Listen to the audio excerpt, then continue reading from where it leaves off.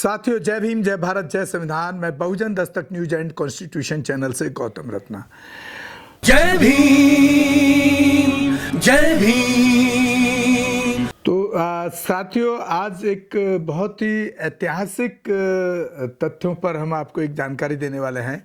और ये जानकारी जो है, लेखक हैं डॉक्टर हीरालाल यादव जी, पीएचडी हैं इतिहास में।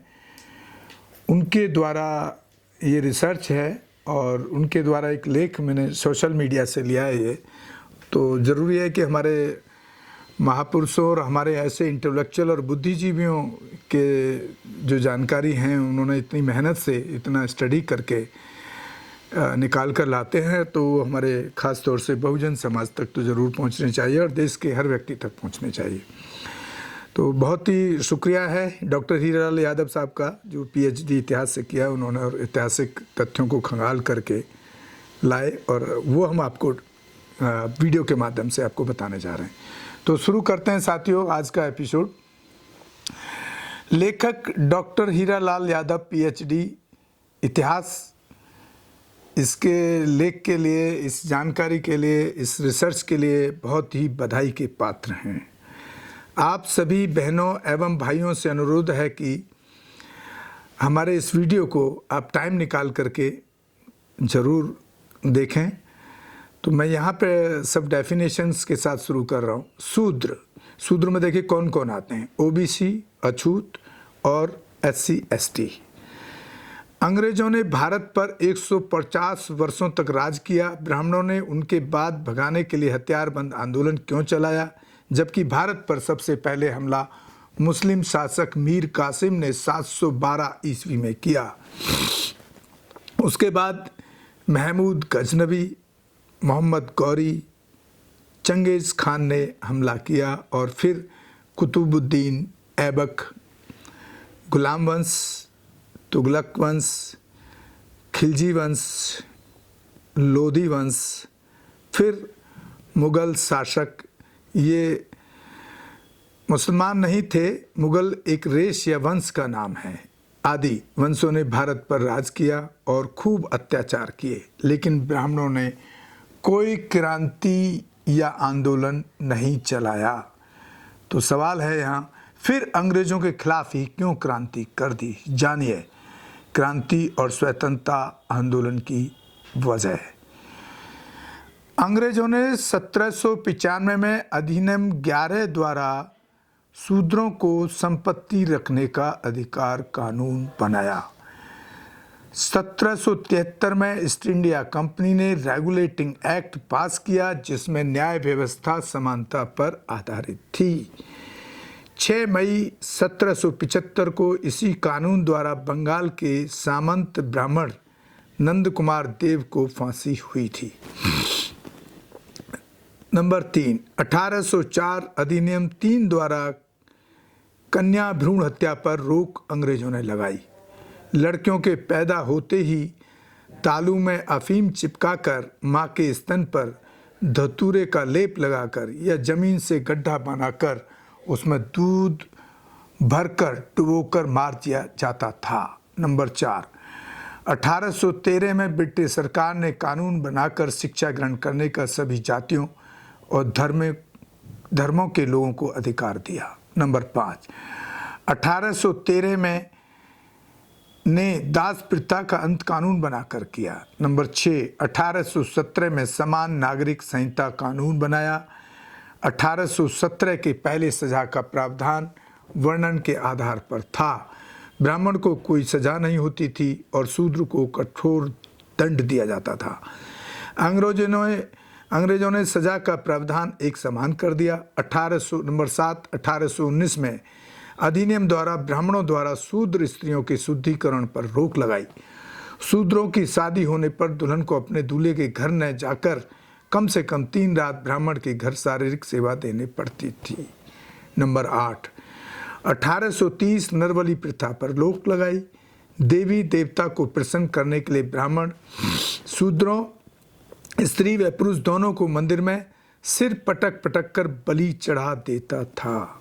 नंबर 2, 1833 अधिनियम 87 द्वारा सरकारी सेवा में भेदभाव पर रोक अर्थात योग्यता ही सेवा का आधार स्वीकार किया गया तथा कंपनी के अधीन किसी भारतीय नागरिक को जन्म स्थान, धर्म, जाति या रंग के आधार पर पद से वंचित नहीं किया जा सकता है। नंबर 10, 1834 में पहला भारतीय विधि आयोग का गठन हुआ। कानून बनाने की व्यवस्था जाति, वर्ण, धर्म और क्षेत्र की भावना से ऊपर उठकर करना आयोग का प्रमुख उद्देश्य था। 11, 1835 प्रथम पुत्र को गंगा दान पर रोक लगाई गई। ब्राह्मणों ने नियम बनाया कि शूद्रों घर यदि पहला बच्चा लड़का पैदा हो तो उसे गंगा में फेंक देना चाहिए। पहला पुत्र हष्ट-पुष्ट एवं स्वस्थ पैदा होता है। यह बच्चा ब्राह्मणों से लड़ न पाए इसलिए पैदा होते ही गंगा को दान करवा देते थे। नंबर 12, 7 मार्च 1835 को लॉर्ड मैकाले ने शिक्षा नीति राज्य का विषय बनाया और अंग्रेजी भाषा को उच्च शिक्षा का माध्यम बनाया गया। नंबर 13, 1835 को कानून बनाकर अंग्रेजों ने शूद्रों को कुर्सी पर बैठने का अधिकार दिया। 14 दिसंबर 1829 के नियम 17 द्वारा विधवाओं को चलाना अवैध घोषित कर दिया गया। सती प्रथा का अंत किया गया। नंबर 15, देवदासी प्रथा पर रोक लगाई। ब्राह्मणों के कहने से शूद्र अपनी लड़कियों को मंदिर के सेवा के लिए दान देते थे। मंदिर के पुजारी उनका शारीरिक शोषण करते थे। बच्चा पैदा होने पर उसे फेंक देते थे और उस बच्चे को हरिजन नाम देते थे। 1921 को जातिवार जनगणना के आंकड़े के अनुसार अकेले मद्रास में कुल जनसंख्या 4,23,00,000 थी, जिसमें 2 लाख देवदासियां मंदिरों में पड़ी थीं।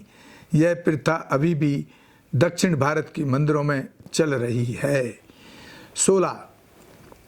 नंबर 16, 1837 अधिनियम द्वारा ठगी प्रथा का अंत किया गया।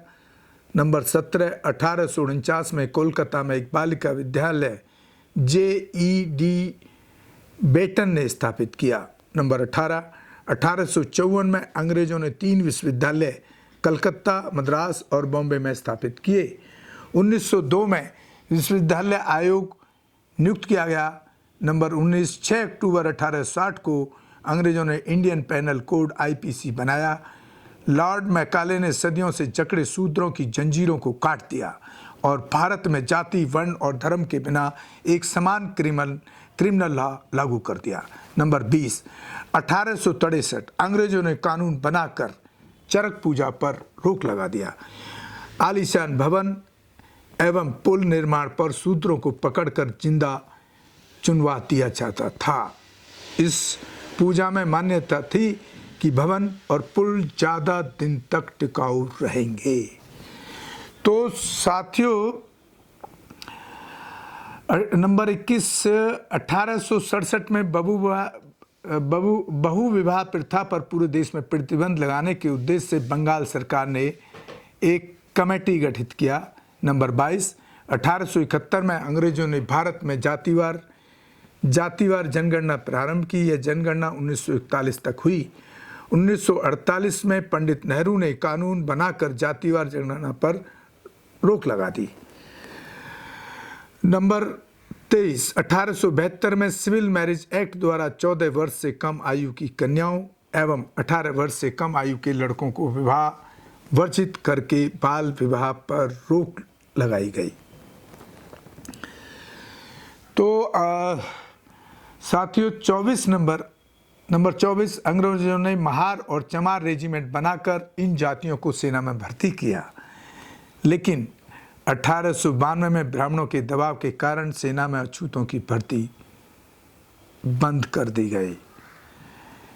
नंबर 25 रैयतवाणी पद्धति अंग्रेजों ने बनाकर प्रत्येक पंजीकृत भूमिदार को भूमि का स्वामी स्वीकार किया। नंबर 26 1918 में साउ थब्रो कमेटी को भारत में अंग्रेजों ने भेजा।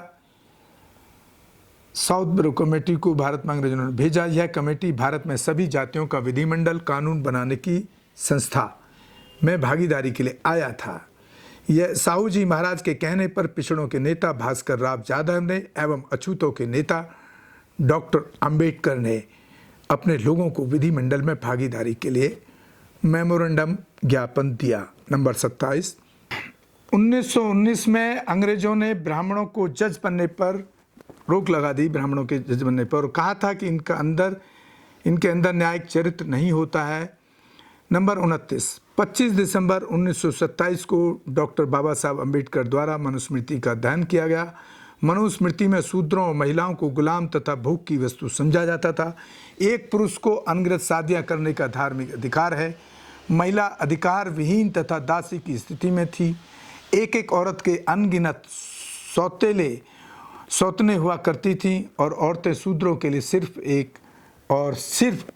गुलामी लिखा है, जिसको ब्राह्मण मनु ने मनुस्मृति को धर्म का नाम दिया। नंबर 30, 1 मार्च 1930 को डॉक्टर बाबा साहब अम्बेडकर द्वारा कालाराम मंदिर नासिक प्रवेश का आंदोलन चलाया गया। लेकिन आप देख रहे होंगे कि आज भी मंदिरों में आपको एंट्री नहीं होती है ब्राह्मणों के, तो मैं समझता हूँ मंदिर जाना ही नहीं चाहिए। वो एक वक्त अलग दौर था जब बाबा साहब ने कोशिश की। नंबर 31, 1927 को अंग्रेजों ने कानून बनाकर शूद्रों के सार्वजनिक स्थानों पर जाने का अधिकार दिया। नंबर 32, नवंबर 1927 में साइमन कमीशन की नियुक्ति की, जो 1928 में भारत के अछूत और शूद्र लोगों की स्थिति का सर्वे करने और उनको अतिरिक्त अधिकार देने के लिए आया। भारत के लोगों को अंग्रेज अधिकार न दे सकें, इसलिए इस कमीशन के भारत पहुंचते ही गांधी और लाला लाजपत राय ने इस कमीशन के विरोध में बहुत बड़ा आंदोलन चलाया। तो देखिए महात्मा गांधी जिस कारण साइमन कमीशन अधूरी रिपोर्ट लेकर वापस चला गया। इस पर अंतिम फैसले के लिए अंग्रेजों ने भारतीय प्रतिनिधियों को 12 नवंबर 1930 को लंदन गोलमेज सम्मेलन में बुलाया। नंबर 33, 24 सितंबर 1932 को अंग्रेजों ने कम्युनल अवार्ड घोषित किया, जिसमें प्रमुख अधिकार दिए गए। ए, वयस्क मताधिकार, विधानमंडलों और संघीय सरकार में जनसंख्या के अनुपात में अछूतों को आरक्षण का अधिकार। सी, सिख, ईसाई और मुसलमानों की तरह अछूतों SC ST को भी स्वतंत्र निर्वाचन के क्षेत्र का अधिकार मिला। जिन क्षेत्रों में अछूत प्रतिनिधि खड़े होंगे उनका चुनाव केवल अछूत ही करेंगे। डी, प्रतिनिधियों को चुनने के लिए 2 बार वोट का अधिकार मिला, जिसमें एक बार सिर्फ अपने प्रतिनिधियों को वोट देंगे, दूसरी बार सामान्य प्रतिनिधियों को वोट देंगे। ये बाबा साहब अम्बेडकर द्वारा जो 2 वोटों के अधिकार की आप बात सुनते हैं, ये पूरा वही हिस्ट्री है। नंबर 34, 19 मार्च 1928 को बेगारी प्रथा के विरुद्ध बाबा साहब अम्बेडकर ने मुंबई विधान परिषद में आवाज़ उठाई, जिसके बाद अंग्रेज़ों ने इस प्रथा को समाप्त कर दिया। नंबर 35, अंग्रेज़ों ने 1 जुलाई 1942 से लेकर 10 सितंबर 1946 तक बाबा साहब भीमराव अंबेडकर को वायसराय की कार्य साधक काउंसिल में लेबर मेंबर बनाया। लेबरों को डॉक्टर बाबा साहब अम्बेडकर ने 8.3% प्रतिनिधित्व दिलवाया। नंबर 36, 1937 में अंग्रेज़ों ने भारत में प्रोविंशियल गवर्नमेंट का चुनाव करवाया। नंबर 37, 1942 में अंग्रेज़ों से डॉक्टर बाबा साहब अम्बेडकर ने 50,000 हेक्टेयर भूमि को अछूतों एवं पिछड़ों में बांट देने के लिए अपील किया। अंग्रेज़ों ने 20 वर्षों की समय सीमा तय किया था। 38, अंग्रेज़ों ने शासन प्रशासन में ब्राह्मणों की भागीदारी को 100% से 2.5% पर लाकर खड़ा कर दिया था। इन्हीं सब वजहों से ब्राह्मणों ने अंग्रेज़ों के खिलाफ क्रांति शुरू कर दी, क्योंकि अंग्रेज़ों ने शूद्रों और महिलाओं को सारे बराबरी के अधिकार दे दिए थे और सब जातियों के धर्मों के लोगों को एक समान अधिकार देकर सबको बराबरी में लाकर खड़ा कर दिया।